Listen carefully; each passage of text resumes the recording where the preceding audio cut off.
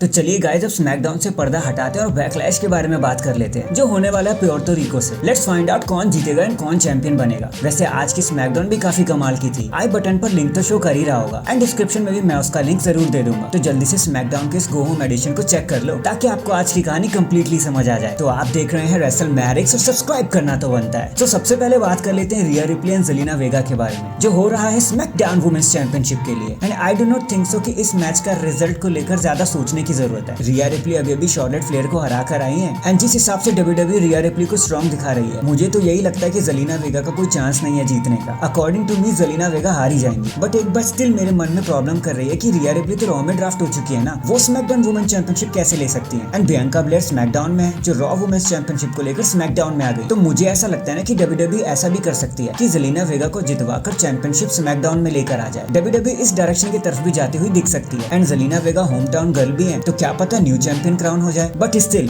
मेरी strong prediction तो रिया replay के साथ ही रहेगी कि रिया रिप्ले चैंपियनशिप रिटेन कर लेंगी। Next Bianca Belair versus Iyo Sky for the Raw women's championship. अब यहाँ पर भी वही सेम रूल अप्लाई होते हुए दिख सकता है। इयो स्काई बियांका ब्लेयर को हरा दे और चैंपियनशिप मंडे नाइट रॉ पर लेकर चली जाए। लेकिन मैं फिर भी बियांका ब्लेयर का साथ ही दूंगा क्योंकि वो आस्का को हरा चुकी है यार रेसलमेनिया में। एंड हाल फिलहाल में इयो स्काई ने कुछ खास तो किया है नहीं। अगर डब्ल्यूडब्ल्यूई ने इयो स्काई को जितवाना ही होता ना तो वो एटलीस्ट कुछ तो बड़ा करती उनके साथ कि वो एक्चुअल थ्रेट लगे बियांका ब्लेयर के लिए। तो उस पर्सपेक्टिव से Bianca Belair no doubt title retain कर लेंगी। एंड जो ड्राफ्ट के बारे में सोच रहे हो ना, मुझे लगता है कि Rhea Ripley and Bianca Belair normally title exchange कर लेंगे जैसा लास्ट टाइम ड्राफ्ट में हुआ था। वैसे Trish stratus versus Becky Lynch के बीच में भी एक मैच होना था बैकलैश में, लेकिन बैकी की इंजरी की वजह से वो मैच कैंसिल हो गया। खैर next for the United states championship Bobby Lashley Bronson read versus Austin theory. इस मैच का बिल डब्ल्यूडब्ल्यूई ने सच में काफी अच्छा बुक किया है। पास मंडे नाइट रॉ की बात कर ली जाए तो हमें इनके बीच में मल्टीपल ब्रॉल्स देखने को मिली है। कभी लगता है कि ऑस्टिन थ्योरी आगे जाएंगे, कभी लगता है कि बॉबी लैशली सबको हरा देंगे, तो कभी लगता है कि ब्रॉन्सन रीड सबको बर्बाद ही कर देंगे। एंड जहां तक एक विनर चूज करने की बात है ना, तो गाइस ऑस्टिन थ्योरी टाइटल को रिटेन कर लेंगे। ऐसा इसलिए क्योंकि वो स्मैकडाउन में ड्राफ्ट हो चुके हैं, तो स्मैकडाउन को भी एक सेकेंडरी टाइटल चाहिए होगा। और गंथर भी तो अपना इंटरकॉन्टिनेंटल चैंपियनशिप लेकर मंडे नाइट रॉ पर आ गए हैं। तो होना ये है कि Bobby Lashley and Bronson read ताकत का प्रदर्शन ही करते रह जाएंगे एक दूसरे को, जिसका पूरा फायदा ऑस्टिन थ्योरी को मिलेगा और वो अपना टाइटल रिटेन कर लेंगे। उसके बाद Seth freakin Rollins versus the Nigerian giant Omos. अब इसके बारे में मैं क्या ही बोलूं। ओमास अभी ब्रॉक लेसनर से हार के आए हैं। बहुत से फैंस कहेंगे कि हो सकता है इसी वजह से ओमास को जितवा दिया जाए, बट गाइस भूल जाओ, forget about it. Seth freakin Rollins का मैच है और वो 100% इस मैच को जीतकर सामने आएंगे। एंड क्योंकि ओमास एक फ्री एजेंट बन चुके हैं डब्ल्यूडब्ल्यूई के लिए, तो डब्ल्यूडब्ल्यूई इस हार के बाद ओमास को कुछ दिन का ब्रेक दे देगी। And guys come on, Seth Rollins अभी न्यू वर्ल्ड चैंपियनशिप को जीतने के लिए सबसे ज्यादा फेमस हो रखे हैं, तो ओमास का चांस ही नहीं है कि वो मैच जीत जाए, नो मैटर कि if he is a giant. वैसे अगर डब्ल्यूडब्ल्यूई ओमास को जितवा देती है ना, तो वो मेरे लिए तो एटलीस्ट बहुत सरप्राइजिंग रहेगा कि उन्होंने ऐसा कर कैसे दिया। Next Matt Riddle Kevin Owens and Sami Zayn versus the Bloodline. अब इस मैच पर तो कसम से सबकी नजरें होंगी क्योंकि जैसी स्टोरी लाइन चल रही है ना, सब एक्सपेक्ट कर रहे होंगे कि सोलो सिकोवा इस मैच में क्या रोल प्ले करने वाले हैं, क्योंकि इतना तो आप लिख के ले लो, मैच तो Matt Riddle Kevin Owens and Sami Zayn का ही है, जीतना तो उनको ही है। बट मुझे ना यहाँ से दो चीजें साफ साफ दिखाई दे रही है। या तो सोलो सिकोवा मैच के बाद ऊसोस पर अटैक कर देंगे, या फिर हो सकता है कि वो मैच मिडल में ही छोड़कर चले जाए एंड ऊसोस को अकेले मैच हैंडल करना पड़े, क्योंकि इतना तो कंफर्म है कि सोलो सिकोवा एटलीस्ट पिन तो नहीं होने वाले। तो इस मैच के विनर के बारे में तो छोड़िए गाइस, ये मैच देखने में ही अलग मजा आएगा